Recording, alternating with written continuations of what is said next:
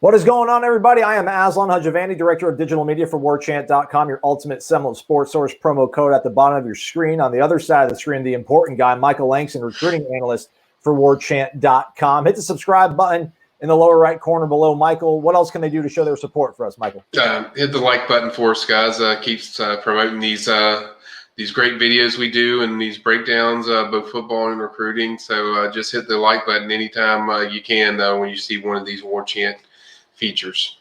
And you'll have plenty of reason to hit the like button as we're here to discuss another addition to the Florida State class. DBU is what everybody calls Florida State. That's what we want to be known as. But maybe QBU at this point. You got Mackenzie Milton. You got Jordan Travis, who's proven himself to be quite a dynamic talent. Chubba Purdy, a four-star recruit. Tate Rodemaker from a great program in Valdosta. But looking ahead, they're going back to Arizona to grab their latest prospect, Nicco Marchiol, which is Nico. Hey, buddy, I don't know how to say your last name, but I saw somebody talk to you and pronounce your last name Marchiol, so I'm going to go with that for now. Michael, what do we know about this young man and his game? Yeah, Nico is a very intriguing prospect that FSU's liked for a while. Probably the guy that they've recruited the hardest, Rivals250 guy. Very southpaw, very quick release, reads the field very well. I mean, that's what he does exceptionally well. As a sophomore, he threw for like 27 touchdowns, over 2,000 yards. Obviously, he transferred over into Arizona.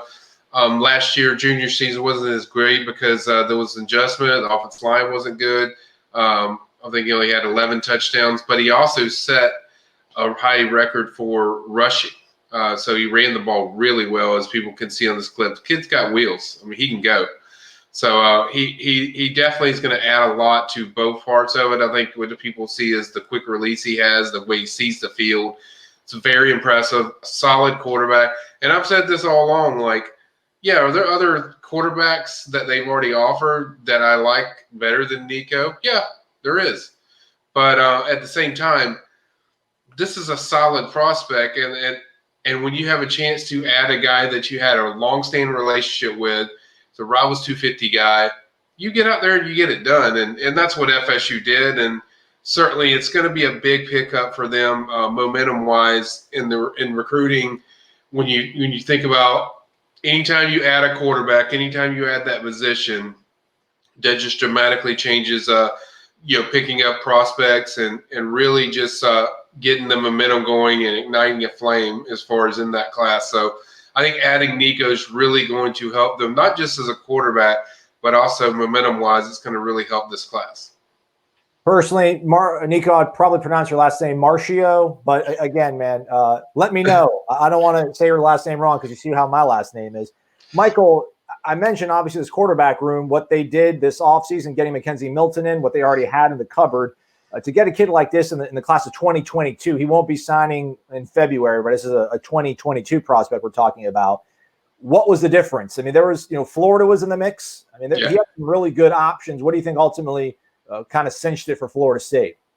I think ultimately he really felt close with Norvell and Dillingham. I think that was a big deal.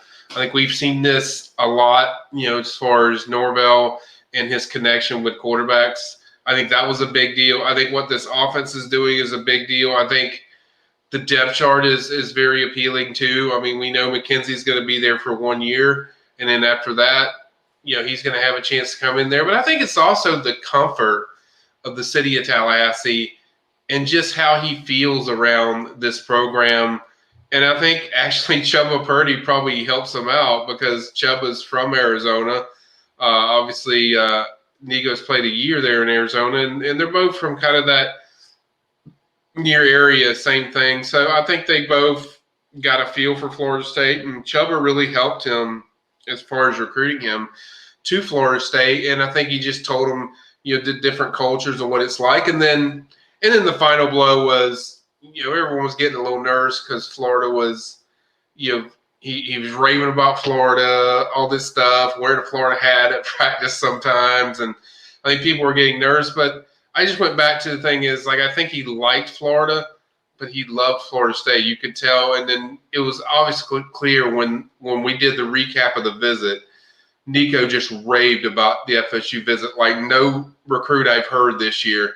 So you could tell once they really solidified the visit, nailed it home, it was a done deal. And so I think those things were big deals. I think it was a big deal, the offense he runs. I think he fits FSU better in what he does. And what I like about why he fits the offense so well is just that quick release and the way he sees the field. I think that's going to attribute very nicely to this offense.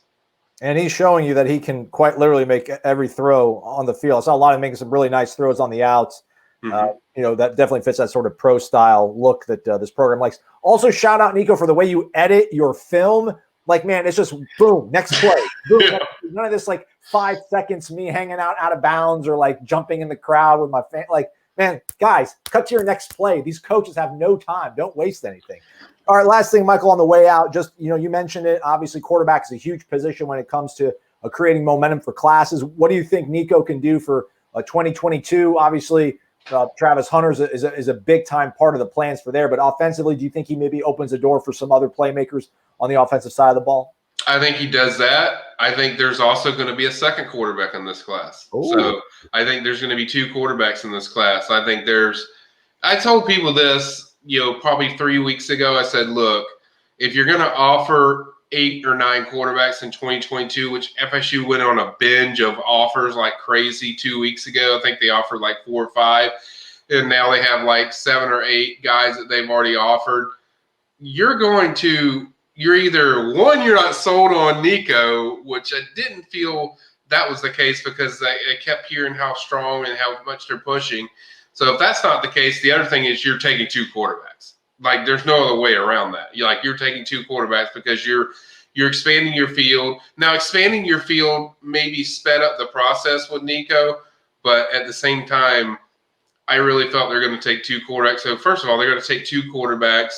You have several guys they're heavily involved with. A lot of those guys. I think some of the guys that really stand out to me, Cade Klubnik, we talked about him several times, out of Texas. Tavion Jackson's another one that really stands out. Probably the one that's the biggest that stands out to me is MJ Morris from Atlanta, Georgia. I think he's very high on FSU. That's probably their best chance as far as right now, as far as getting a guy. I think he's another that is really tight with Dillingham. He's one to watch. I'm tempted to try to get up with him soon. I think he's a Rivals 100 type of quarterback. I think it's close enough location. It fits them.